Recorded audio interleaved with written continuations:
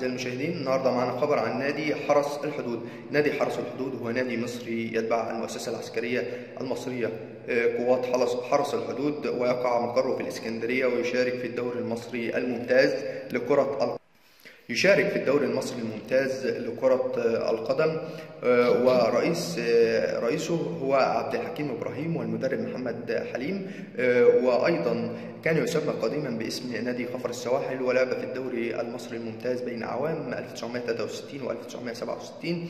واشتهر بإجادة دفاعه لمصيدة التسلل بقيادة اللاعب حمودة، ثم ألغى نشاط الكرة في النادي بعد هزيمته يونيو 1967، وعاد النشاط للنادي مرة أخرى سنة 1995 ليشارك بالدرجة الثالثة ثم الثانية والأولى قبل صعوده للدوري الممتاز منذ 2002.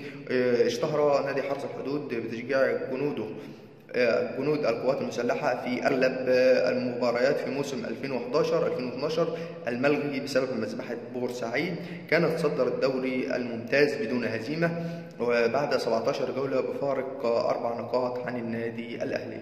أعزائي المشاهدين، بشكركم وبتمنى دايما إن انتوا تتابعونا وتشتركوا في القناة وتفعلوا زر الجرس عشان يوصلكم منا كل جديد وحصري. شكرا لكم.